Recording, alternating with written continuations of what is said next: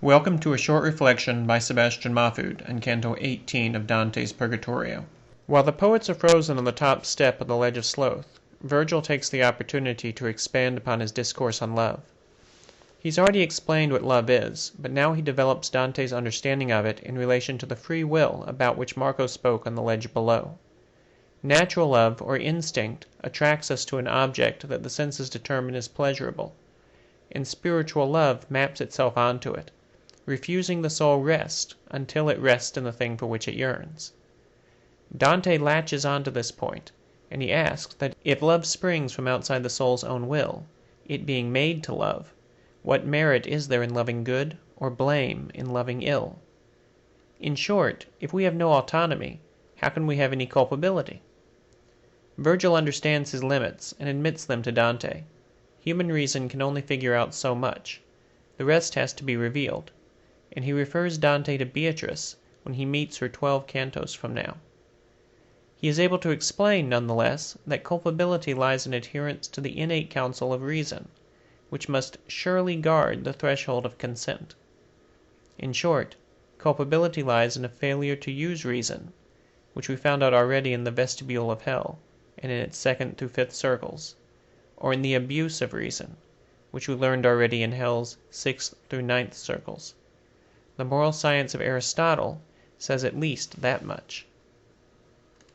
By this point in the lesson, Dante pauses to describe the situation on the mountain. It's near midnight, and he's finding that he's on the verge of dozing off, when suddenly the penitents, purging themselves from the sin of acedia, or spiritual sloth, which St. Thomas called a sadness and a distaste for action which runs contrary to the enthusiasm of charity, reveal themselves, racing around their ledge, again a horizontal movement, carrying the Whip of Sloth with them in their own voices. The first whip is from the life of Mary, who ran to the hills to visit Elizabeth after the Annunciation. The second is from the life of Caesar, who consolidated his hold on Spain, fast following his conquest of southern Gaul. These souls, so filled as they now are with their proper zeal for the good, don't stop even to marvel at Dante's greatest currency on the mountain, the fact that he's a living man and can take prayer requests back to the living. They provide the directions Virgil seeks without breaking stride. The soul who responds identifies himself as the abbot of San Zeno, but continues running while he's talking, so that soon he's out of earshot. It's at this point we find a cause for their speed, in that the reign of sloth, in the form of 2 final runners, seems to be chasing them. A runner, bringing up the tail, cries out, "They died before the Jordan saw its heirs, those people for whom the Red Sea's waters stood aside." The second cries out, "Those who found it too laborious to go the whole way with Anchises' son, cut from their own lives all that was most glorious." One is a biblical reference, the other a pagan reference. Anchises' son was Aeneas, whose progeny sprang into the Roman Empire. Dante's reason rambles once again, and he falls asleep, finding himself fast in a dreaming state.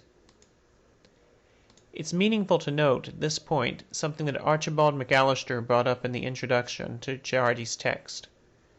Dante's fallen asleep again, his 2nd time on this mountain. It occurs in the 18th canto, and the first time he fell asleep was in the 9th canto. He'll sleep once more on this mountain in the 27th canto. All of this is preparatory to his meeting Beatrice. For the first time he met her he was 9 years old, the second when he was 18. He concludes the Vita Nuova at 27, a couple of years after she died. This series of 9s, and all the other hints that Dante gives the reader about Beatrice's presence in this canticle, are more fully understood in light of that first love poem, the bulk of which was written after Dante's marriage to Gemma Donati in 1285, during the siring, according to Gemma's letters to her mother, of at least one of his 5 children, Jacopo, Pietro, Giovanni, Antonia, and Gabriele, the second to last of whom became a nun, and took the name of Sister Beatrice.